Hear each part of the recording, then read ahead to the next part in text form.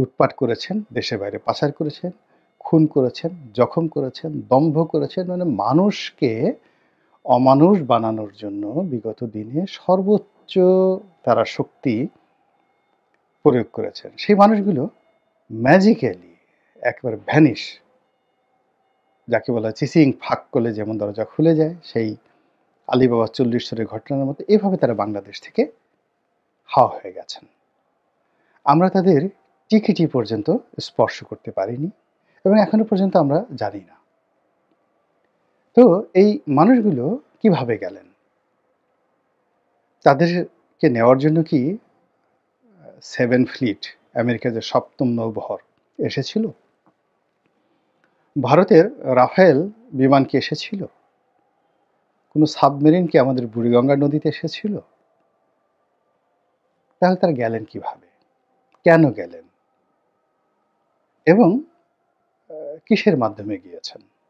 এগুলো ধীরে ধীরে প্রকাশিত হচ্ছে কিছু কিছু, এবং এই সকল কারণে আমাদের পুরো অর্থনীতি, রাজনীতি এখন তছনছ হয়ে যাচ্ছে।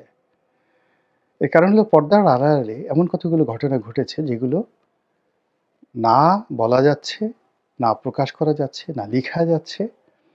কিন্তু এগুলো যখন আমরা জানছি বা বোঝার চেষ্টা করছি, এক ধরনের দহন যন্ত্রণা আমাদেরকে শেষ করে দিচ্ছে, নিষ্পেষিত করে দিচ্ছে। এবং যারা রাজনীতির সাথে জড়িত, রাষ্ট্র পরিচালনার সঙ্গে জড়িত, সরকারে আছেন, সরকারের বাইরে আছেন, কে ফ্যাক্টর হিসেবে, তারা এই সকল ঘটনার নায়ক এবং খলনায়ক তাদেরকে যখন চিনছেন, তখনও তারা না পারছেন বলতে, না পারছেন সহ্য করতে। এর ফলে কি হচ্ছে? রাষ্ট্র কাঁপছে, পুরো রাষ্ট্র ব্যবস্থা কাঁপছে, এবং এই কম্পনের ফলে অদ্ভুত রাষ্ট্রের যে রিদম, সেই রিদমটা নষ্ট হয়ে যাচ্ছে এবং অদ্ভুত সব এখানে অনার সৃষ্টি তৈরি হচ্ছে। তো যেটা বলছিলাম, অতি সম্প্রতি যেটি একেবারে প্রমাণিত যে একটা বিরাট সংখ্যক লোক, বিভিন্ন দুর্নীতিবাজ, সাবেক এবং বর্তমান কর্তা যারা এখনো ভোল পাল্টে আছেন, তাদের সঙ্গে আর্থিক লেনদেনের মাধ্যমে তারা বাংলাদেশ ছেড়েছেন। এবং প্রাথমিকভাবে ধারণা করা হয় যে কম করে হলেও 10,000 কোটি টাকা এখানে লেনদেন হয়ে গেছে। কেউ 200 কোটি টাকা দিয়েছেন, কেউ 500 কোটি টাকা দিয়েছেন, কেউ 100 কোটি টাকা দিয়েছেন, কেউ 1 কোটি টাকা দিয়েছেন, কেউ চেক দিয়েছেন, কেউ নগদ দিয়েছেন, কেউ সহায় সম্পত্তি লিখে দিয়ে গেছেন। এভাবে এ যাবৎকালে কম করে হলো 10,000 কোটি টাকা।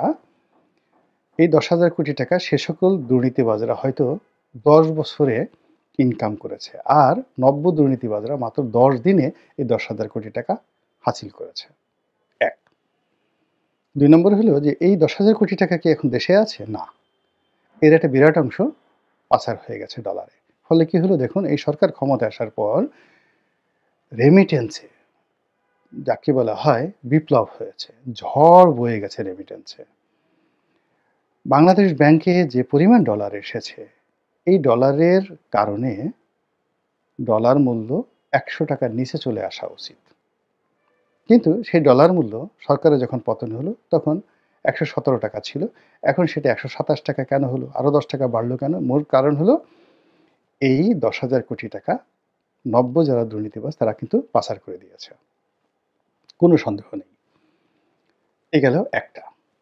২ নম্বর হলো যে এই যে আওয়ামী লীগের যারা গেছেন এই 10,000 কোটি টাকার যে ট্রানজ্যাকশন, এই ট্রানজ্যাকশনটা না হওয়ার কারণে ব্যাংক ব্যবস্থা, বীমা ব্যবস্থা, অর্থনীতিতে রীতিমতো একটা নতুন ক্ষত তৈরি হয়েছে। আগে যে ক্ষতটা ছিল সেই ক্ষতের সাথে এই 10,000 কোটি টাকার একটা নতুন ক্ষত তৈরি হয়েছে।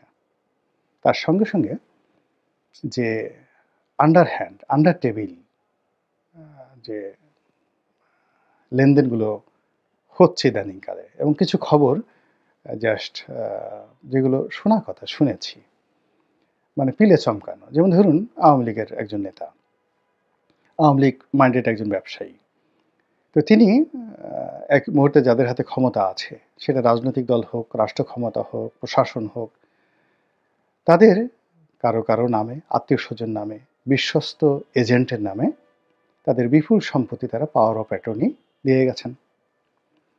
এবং এই পাওয়ার অফ অ্যাটর্নির মাধ্যমে, যেমন ধরুন আওয়ামী লীগের নেতা তিনি তার সম্পত্তি, যেমন একজন রাজনৈতিক ক্ষমতাধর লোক আছেন খয়ের বন্ধু আছেন গয়ের বন্ধু আছেন ঘ, ঘয়ের বন্ধু আছেন উমু। এইভাবে উমুর নামে তিনি সেই পাওয়ার অফ অ্যাটর্নি দিয়ে গেছেন। এখন উমু এই সম্পত্তি বিক্রি করছে, অনেকগুলো সম্পত্তি বিক্রি হয়ে গেছে, অনেকগুলো বিক্রি হওয়ার প্রক্রিয়াতে আছে, এবং এই বিক্রির যে টাকা, এটি লন্ডনে যাচ্ছে, কানাডাতে যাচ্ছে, দিল্লিতে যাচ্ছে, কলকাতাতে যাচ্ছে। ফলে কি হলো, অর্থনীতি অস্থির।